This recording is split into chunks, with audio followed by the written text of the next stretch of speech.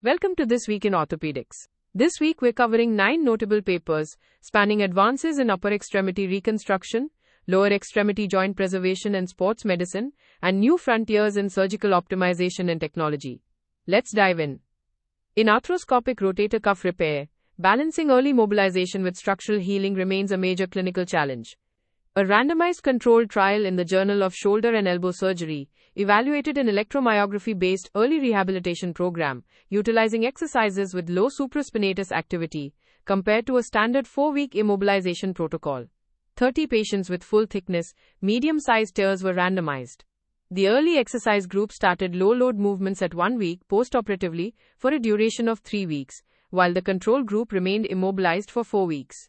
At 4 weeks postoperatively, the early exercise group experienced significantly less night pain and activity pain, with improvements exceeding the minimal clinically important difference. Crucially, at 12 months, there were no differences in range of motion, muscle strength, or clinical function between the groups. This suggests that early low-load rehabilitation is a safe, effective alternative to prolonged immobilization when early pain control is a priority.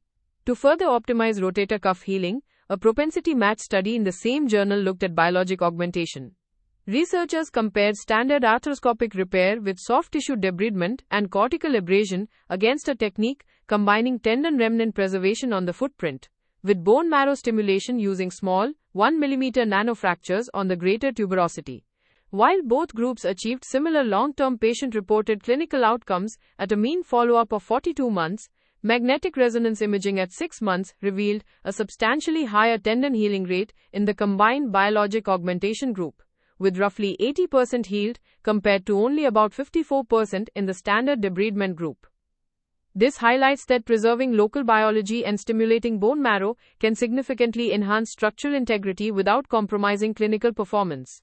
Moving down the upper extremity to total elbow arthroplasty, the choice of surgical approach remains highly debated.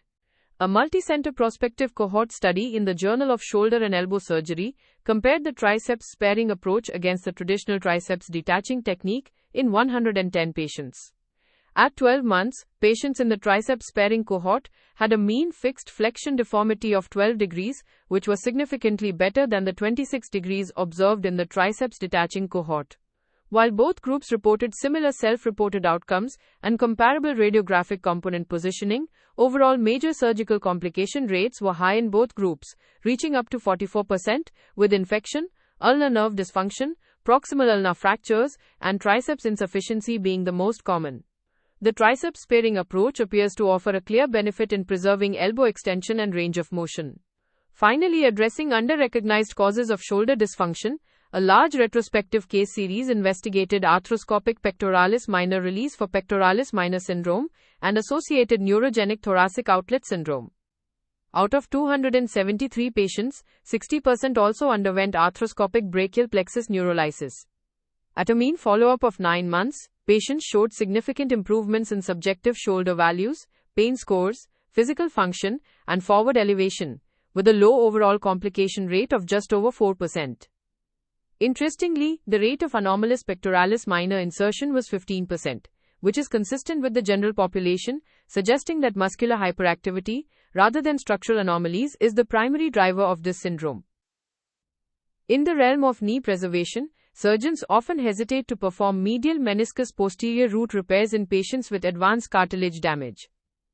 However, a cohort study in the American Journal of Sports Medicine challenges this hesitation by evaluating midterm survival and patient-reported outcomes of root repairs based on intraoperative outerbridge grades. Comparing 74 patients with mild cartilage loss to 96 patients with advanced cartilage loss, the researchers found no significant differences in survival rates or clinical outcomes over a mean follow-up of 5 years. The overall median survival was 11 years, with an 80% survival rate at 8 years across both groups, and both cohorts achieved clinically meaningful improvements in knee function and pain. These findings suggest that advanced cartilage wear should not dissuade surgeons from performing medial meniscus root repairs. For elite athletes, returning to sport after major ligament surgery is the ultimate goal, but return to play rates may mask ongoing performance deficits. A large-scale retrospective study, Sports Traumatology Arthroscopy, evaluated match participation in over 8,000 elite male soccer players globally after anterior cruciate ligament reconstruction. While nearly 79% of players successfully returned to professional play, their match participation was severely impacted. Comparing the year prior to injury to the first year after return, the average minutes played per match decreased by over 10 minutes, representing a 16% relative decline. Furthermore, the average appearances per year dropped from over 21 to under 15, and total minutes played per year fell by nearly 40%. These objective findings emphasize the need to counsel elite athletes and clubs on realistic post-operative participation expectations. In complex spine surgery, pelvic fixation failure remains a frustrating complication of multilevel spinal fusion. A multi-center international randomized controlled trial in the Journal of Bone and Joint Surgery investigated whether placing triangular titanium implants, suprajacent to S2 iliac pelvic fixation screws, could mitigate this risk. 222 patients undergoing multilevel spinal fusion were randomized. The study found that the primary composite radiographic endpoint of pelvic fixation failure, including screw breakage, lucency, pull-out, or rod breakage distal to S1, was significantly lower in the group receiving the triangular titanium implants, occurring in 11% of patients compared to 20% of those receiving S2 iliac screws alone. Although there was a slightly higher, non-significant rate of rod fracture throughout the entire construct in the implant group, the addition of triangular titanium implants successfully reduced pelvic fixation failure without affecting spinal alignment. Turning to infection prevention, achieving adequate tissue concentrations of prophylactic antibiotics is essential. A prospective study in the Journal of Shoulder and Elbow Surgery analyzed the concentration of unbound cefazolin in the shoulder joint synovial fluid of 62 patients following a standard 2-gram intravenous dose. While all patients achieved therapeutic levels against Cutibacterium acnes and over 93% reached adequate levels against Staphylococcus aureus, nearly 89% of patients failed to reach therapeutic concentrations against coagulase-negative Staphylococci. Crucially, the study identified that higher body weight and current smoking were independent predictors of lower drug concentrations in the joint. This suggests that a standard 2-gram dose may be insufficient for heavier patients or smokers, and patient-specific dosing adjustments should be considered to optimize prophylaxis. Finally, artificial intelligence is making strides in fracture management. Researchers publishing in the Journal of Shoulder and Elbow Surgery developed and validated a 3-dimensional convolutional neural network to classify and characterize proximal humerus fractures on computed tomography scans. Using data from over 700 patients across Australia and the Netherlands, the model achieved an overall diagnostic accuracy of nearly 79% for fracture classification. It demonstrated high accuracy in identifying greater tuberosity displacement and varus malalignment, performing on par with experienced orthopedic surgeons. However, its performance was insufficient for detecting complex shaft translation and articular head splits, indicating that while the model is promising and ready for prospective evaluation in specific injury patterns, more data is required to refine its ability to characterize complex articular involvement. If you only have time for one paper this week, make it the randomized controlled trial on triangular titanium implants for pelvic fixation in multilevel spinal fusion. This study provides high-level evidence that adding suprajacent triangular titanium implants to S2 iliac screws nearly halves the rate of pelvic fixation failure, offering a practical mechanical solution to one of the most challenging complications in adult spinal deformity surgery.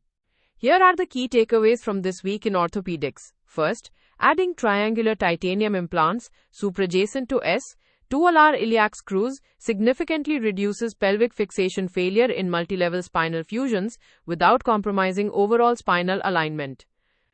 Second, early low-load electromyography-based exercises initiated 1 week after rotator cuff repair are safe and provide superior short-term pain relief compared to traditional 4-week immobilization. Third, the triceps-sparing approach in total elbow arthroplasty results in significantly better elbow extension and range of motion at 12 months compared to the triceps detaching approach.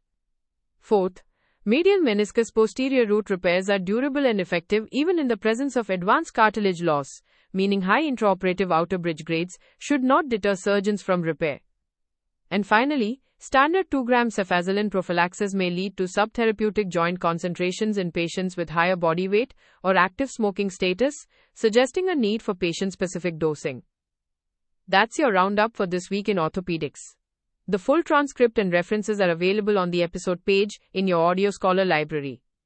This is an AI-curated summary. For clinical decisions, always consult primary sources and current guidelines. See you next week. If this weekly briefing is useful, follow the show in your podcast app so new episodes arrive automatically. And for audio briefings on your own clinical questions and papers, visit audioscholar.cc. This is an automated summary generated by artificial intelligence, which can make mistakes. Always review the original source materials.